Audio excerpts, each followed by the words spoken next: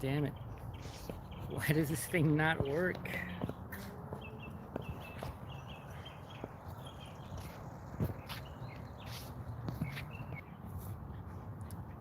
Alright, now it seems to be working properly. If anybody can see, let me know.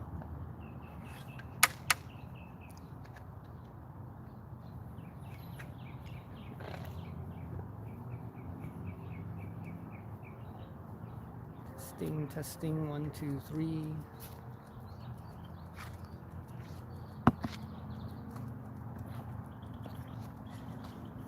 Alright, visuals and audios are working. Seems that the camera's a bit dirty, hold on.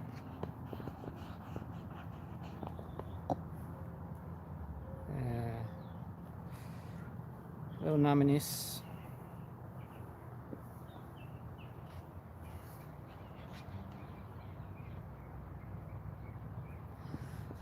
As always, there's Balboa Jr.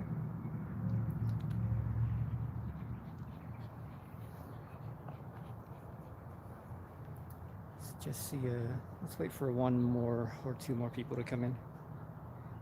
So, how you doing, Dominus?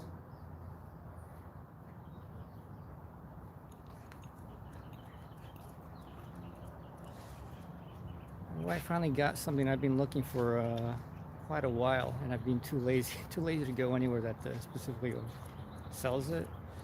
I got a selfie stick because grabbing a phone and filming with your hand really cramps. So that sucks. It's much more comfortable.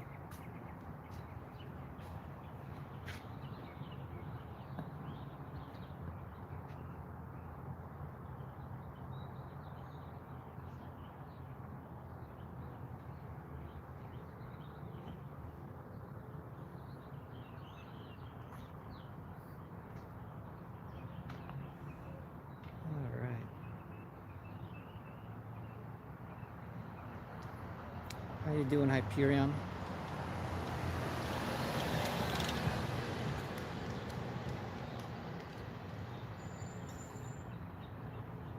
Come on.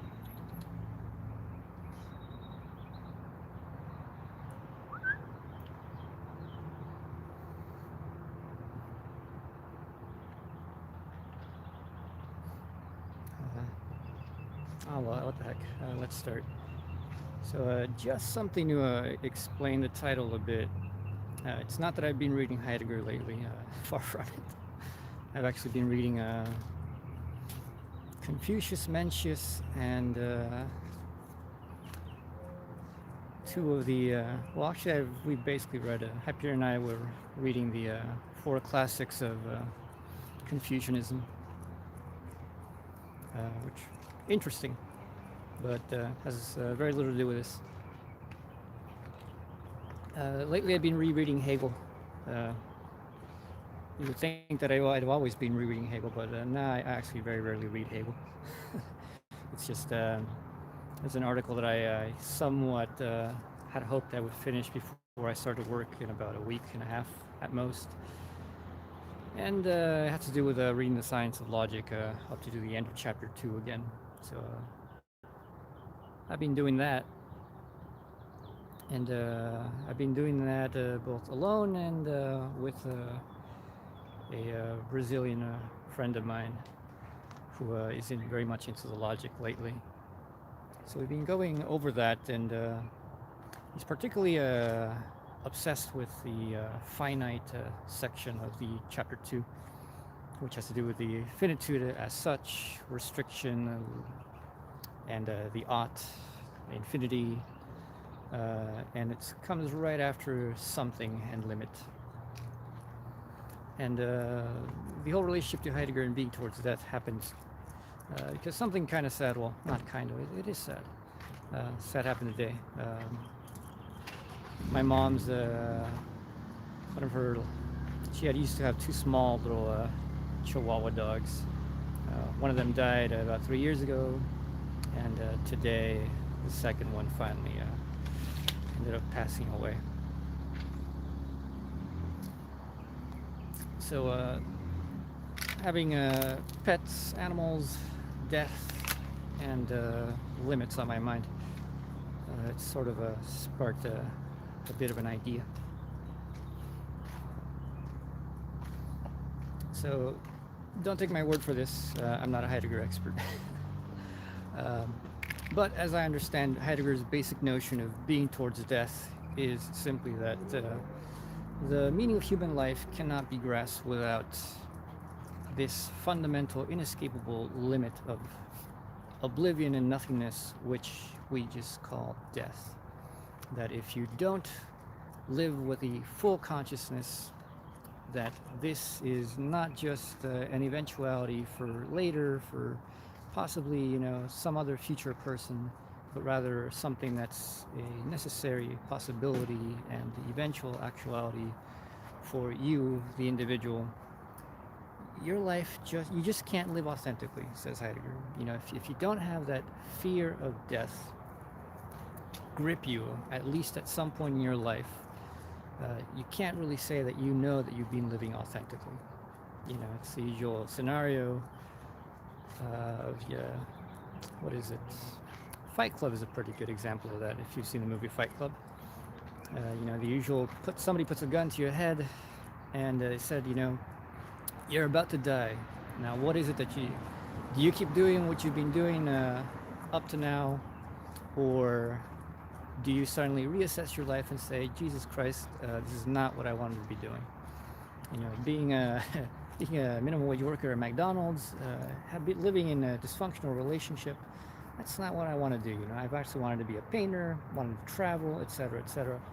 And that fear of death, that knowledge of finality is supposed to be the inescapable clincher that gets people to be truly who they are. In many ways, of course, that makes sense. Very, very rational position to take. It seems to be experientially true.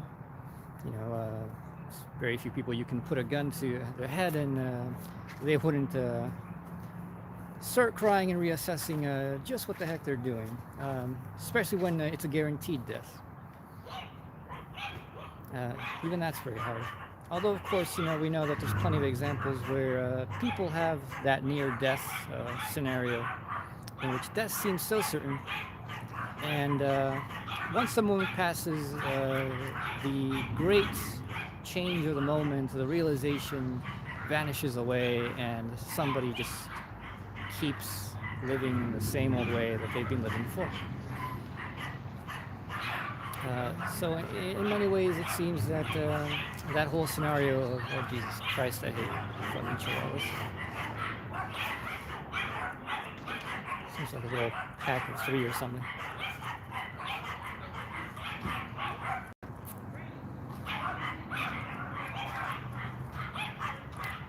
What was I saying?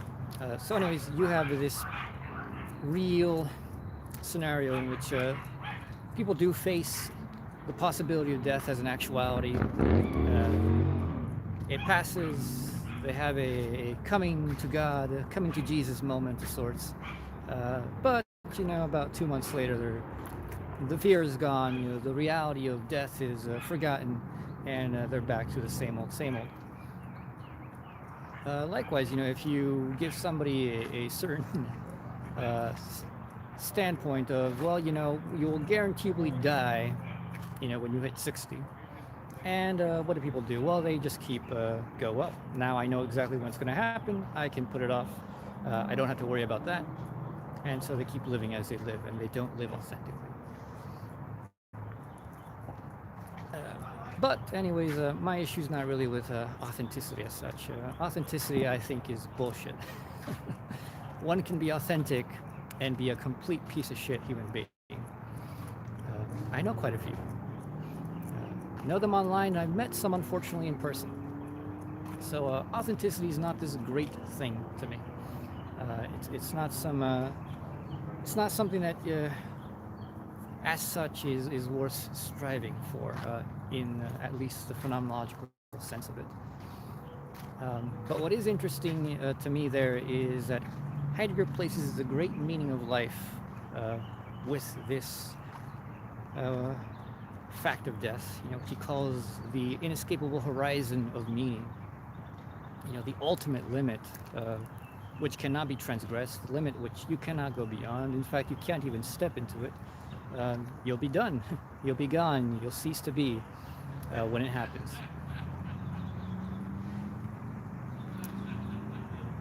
But with the logic of limits that Hegel brings up in the Science of Logic, one of the interesting things is, of course, that limits are limits precisely because limits are limited. A limit is a limit insofar it is surrounded by something which is its own non-being. A limit is the non-being of something, and something is the non-being of limit. So a limit is limited by something, just as something is limited by its limit. And that's interesting. Because that allows for a certain kind of understanding which gets away from this privileging of death as the great horizon of the meaning of life. And how is that possible? There are people, which is extremely rare. I've never met one. I know they exist because there's plenty of people online that can attest that they've met, say, people, and there's people who've written books and had their own say in things, and it's people who get to a point in life in which they don't fear death anymore, where death isn't really anything meaningful. You could put a gun to their head and they're like, okay, do it, don't care. And it's not a nihilistic stance. It's not because they're suicidal. It's because their life is, in many ways, complete. They're done. Whatever it is that they felt that they were doing in this world, whatever it is that their great task in life was, they've completed it. They have no particular attachments left. They're not here bound by anyone or anything. It's not that they hate life, but they're not particularly worried about it. Kierkegaard has a famous line about all lives end, but not all lives conclude.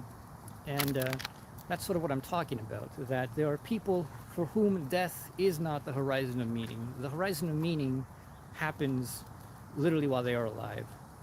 And they transgress it. They pass through it and over and beyond it while they're alive. And after that, staying alive is no longer the greatest worry. There's nothing in this world that they particularly want to be able to accomplish or do or finish. And so death is not it's not the end anymore. The end has literally happened already in life. And it seems to me that Heidegger's notion of being towards death can't explain that. It can't explain how the fact that death is meaningful as death, as this horrible, inescapable end and limit of life, is precisely premised on the fact that life is what gives that limit its own definition and meaning. If you live a shit life, death isn't exactly the scariest thing for you. If death comes, you're actually probably quite happy. You want to die because life sucks. So, the quality of your own life gives a determination to the way you relate to death in the first place. There's plenty of people who are really fucked up and live in really shitty lives, to whom you could put a gun to the head and said, now are you going to change? Are you going to be doing anything differently? And their whole thing would be very cynical, and they'd say, well, I've done what I've done. I've done what I can. It really sucks. You can go out and kill me. I don't care. So this fear of death is not exactly there. Life is already dead anyways. The same thing goes for a lot of depressive people. Life is already a living death. So death isn't some great horizon which they fear. As a matter of fact, the great fear is that they are already dead. And this oblivion would be better than this living death. So that's interesting. Then it just seems interesting that that doesn't seem to be accounted for by this notion that only death, death is this absolute limit which gives meaning to life.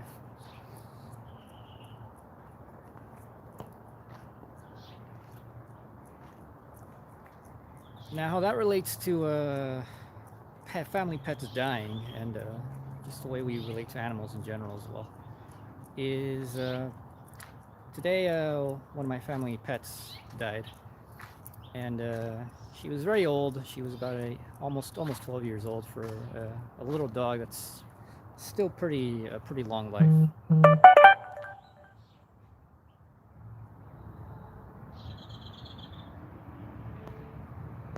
Yeah, sorry about that.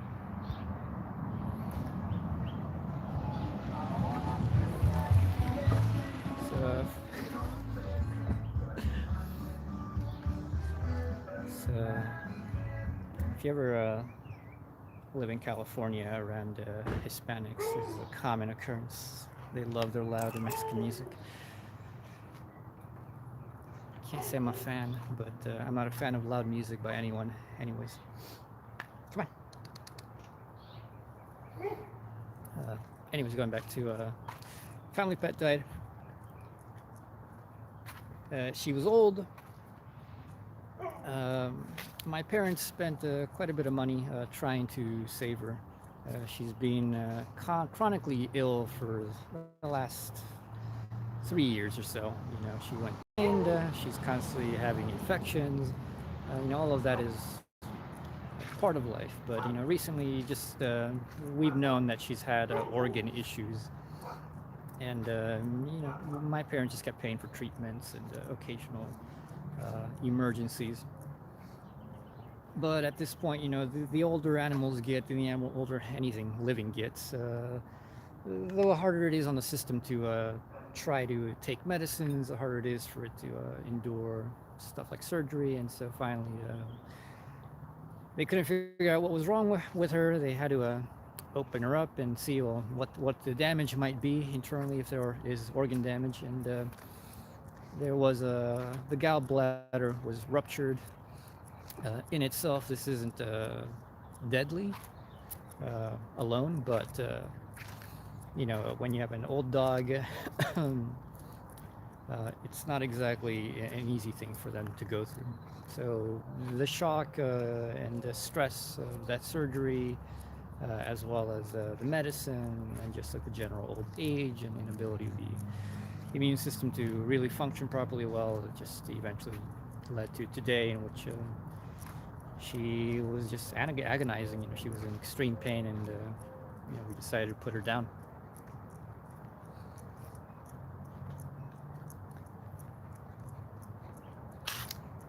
And the thought that crosses my mind about that is something that people it's actually quite a common philosophical question concerning animal ethics, which is about why is it that we feel that it is right to euthanize our pets?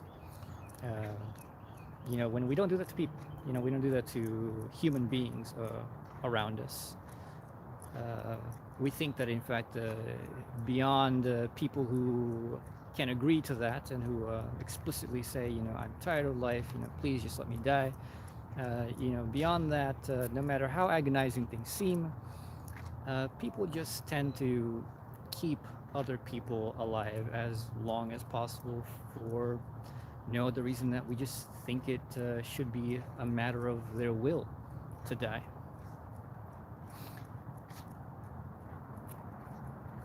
But with pets, we don't do that.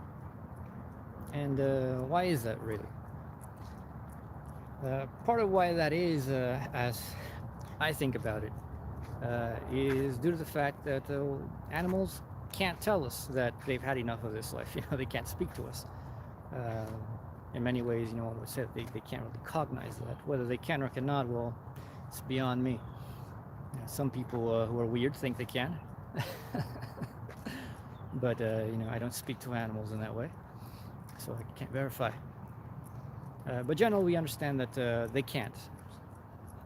And not only that, not only can they not tell us that they're tired of life and that they would rather die and stop feeling pain,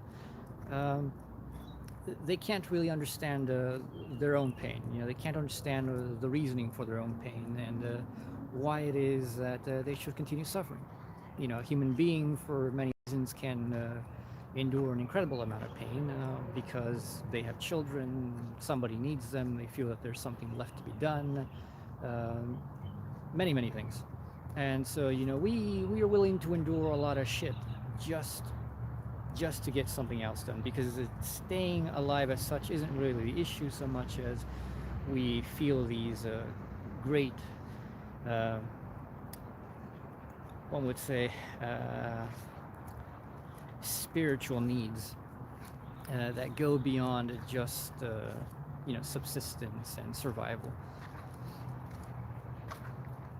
But animals don't, and we tend to take into account just this fact that they can't understand their own suffering, they can't understand why, and that as much as we love them, we nonetheless feel really bad for them, and having all this pain, and we decide that, well, it's not worth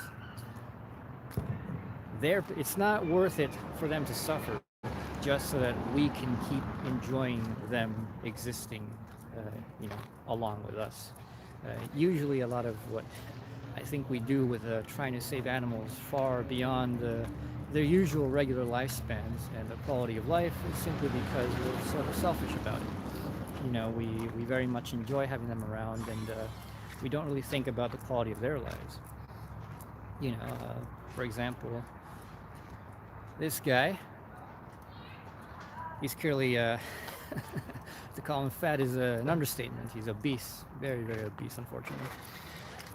It's very hard to get him to lose weight, but I am definitely partly responsible for that. I'm not I haven't done the best that I can. But, there's a certain time in which either he's going to lose weight or, Jesus Christ. This is why I don't have kids. No, I'm joking.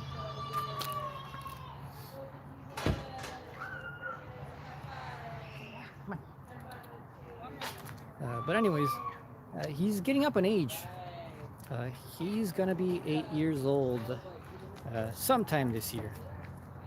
I got him in November, back in around 2016, and he was 3 years old by that time. And so I've had him about 5 years since then, so he's definitely at least 8 years old.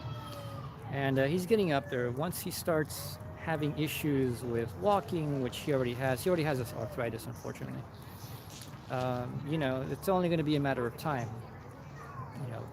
It's either going to be somehow I manage to get that weight under control between now and then, but even then, the damage is done.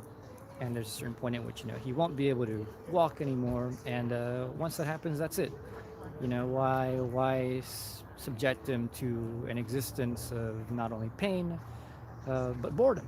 He's not going to be able to walk around and sniff and do all the things that he loves to do, and so having those things in mind, I'm certainly gonna have to make a hard choice about thinking about the quality of his life, and deciding that it's time to let him go, and rather than let him go in a very, very slow deterioration, just kind of be conscientious about it, and let him leave this life, so to say, at a point in which life is still not a nightmare. It's not full of just this endless pain. And so I think that's actually a very ethical thing that we do with animals. It's not. Some people think that that's evil. I can understand why they think that's evil. There are people who just think that death is just a terrible thing. Euthanizing your pets for any reason is bad because you're killing them. It's not their choice, but it's not like your choice to die horribly anyways either. And in many ways, I think that we don't think about our fellow human beings in the same way. Partly it is because, we value their own individual will in that matter. But there's plenty of times in which, honestly, somebody is gone. Gone. My grandmother from my mother's side, for example, basically was gone for the last decade of her life. She had a horrific last decade. Was completely immobile, was in extreme pain, had a terrible sores because she was basically left paralyzed. The I mean, like, I don't know if you guys have ever seen it. Look it up, but if you're squeamish, don't. What happens to the body when somebody is paralyzed? The body will literally consume itself. The sores are just disgusting. The people who have them say that they're extremely painful, unlike anything you normally experience. And my grandmother basically lost her mind to the pain. In many ways, I think it would have been far better had my mother not taken care of her for those entire 10 years. Because those entire 10 years were not only just 10 years where my grandma was no longer really there, it's 10 years that my mother lost, dealing with somebody who, just doesn't recognize you, somebody who is just in so much pain that they're lashing out at you all the time, somebody who's extremely difficult, emotionally taxing, physically taxing to deal with. And so, in that situation, you would think that somebody would place it in their will that at such a point, they'd be like, I'd rather die. I'd rather have this body pass over than to subject myself or the people I love to that kind of thing.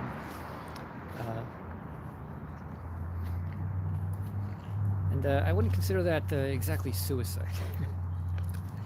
I mean, for example, like for myself, if I knew, for example, that I was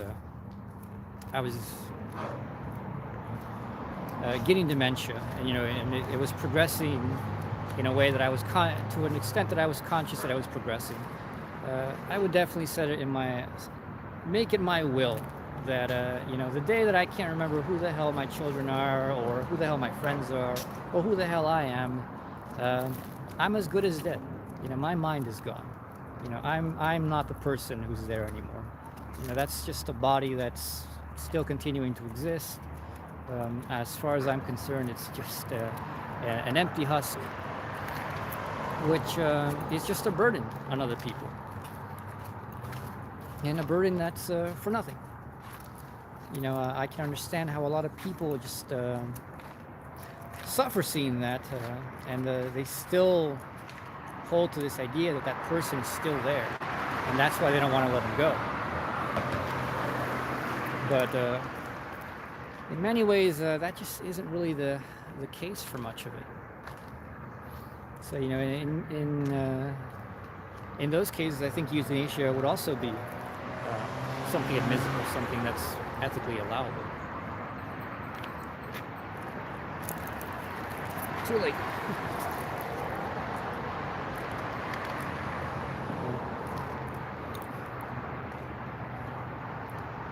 Yeah, legal assisted suicide.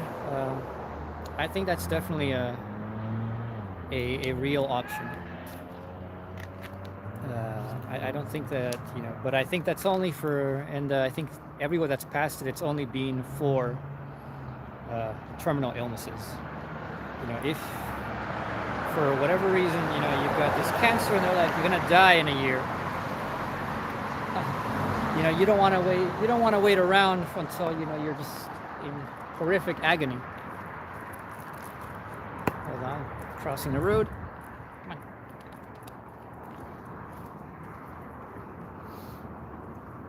on. You don't want to wait around horrific agony to die. It's pointless. There's. You guys should look it up if you've never looked it up. I never knew that there was such a thing, but there's these things called end-of-life studies. It's not near-death experiences, it's end-of-life studies. It's people who study how the process of death occurs to conscious people. Come on.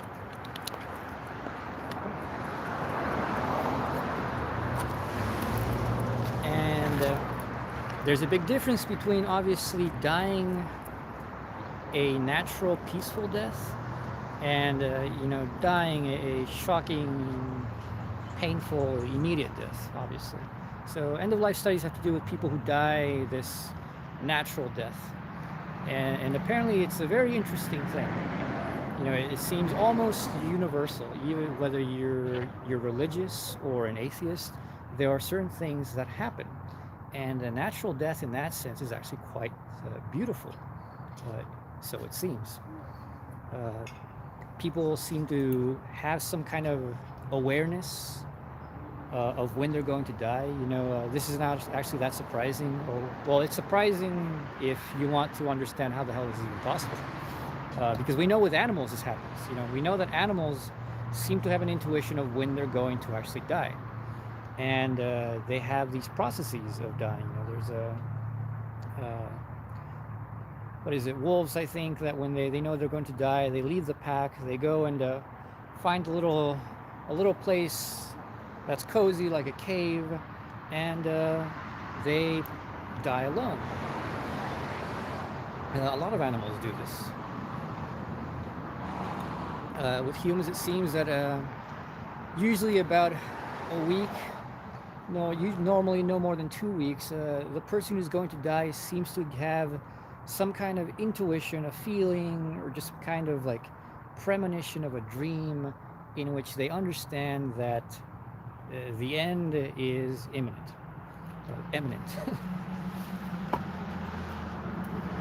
Beyond that, they tend to start having these very interesting visions, you could call them hallucinations, of people who are meaningful in their lives, beings or entities, beliefs. Maybe you see Jesus, maybe you see your mother, even though you're like 70, but you still see your mother who died like 20 years before.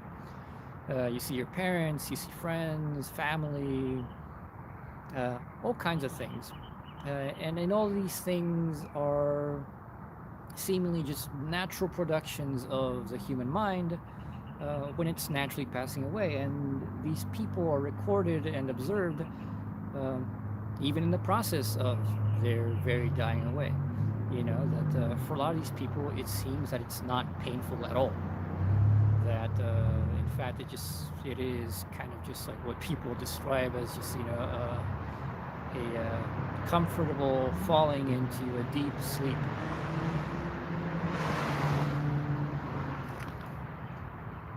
Hey, what are you doing? Get over here. Come on.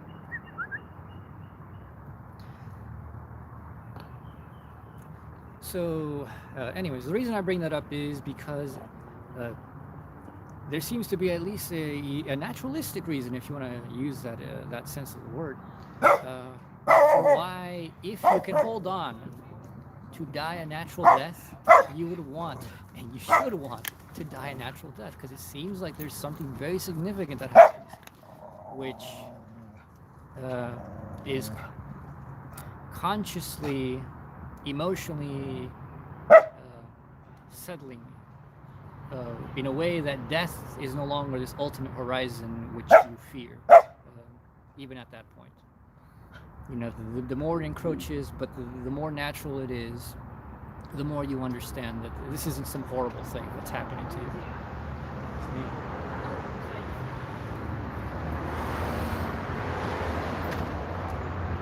So, just because you're depressed doesn't mean that you should commit suicide. You could still make it to the end of life, and some people indeed have. And you can experience that thing which may put your life in a very different perspective in its last moments. So the idea of assisted suicide, of that kind of euthanasia, isn't the kind of idea that justifies suicide. I don't think that assisted euthanasia is really what we would call properly suicide. It's just preventing an incredible amount of unnecessary pain, which we know is coming, we know is there, and which has no real purpose for you to endure. So that's certainly of interest.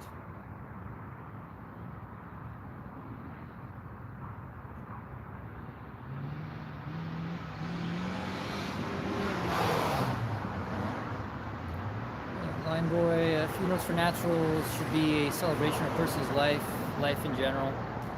I agree.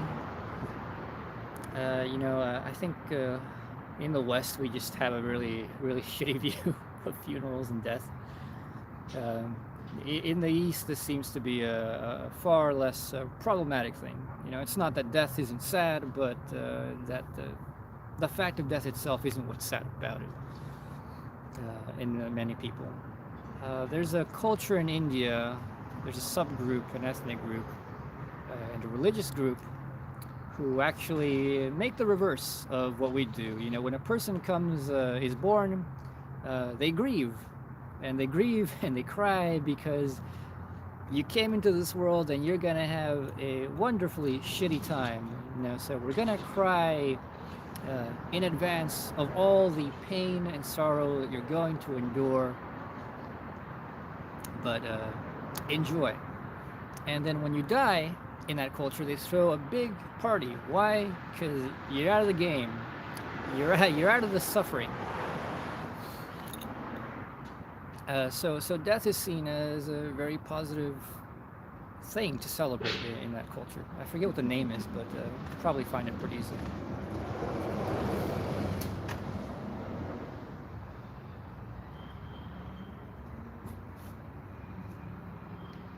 So yeah, I agree. I think death should not be a thing which destroys us. And it's not necessarily because you need to have this view of the eternal soul and that somebody hasn't really died. Not at all. But there is a positivity to the death of somebody in that they're out of the game. They're not suffering anymore. At least that is a big consolation.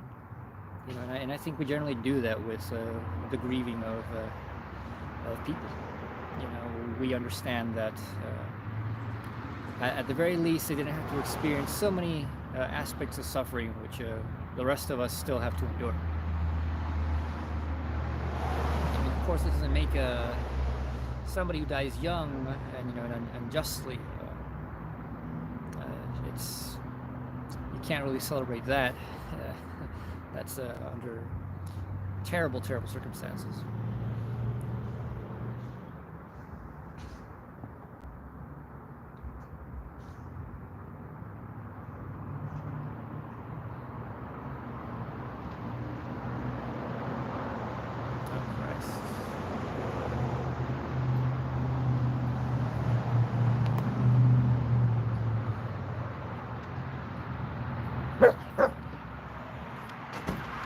Anyways, that's all that was on my mind.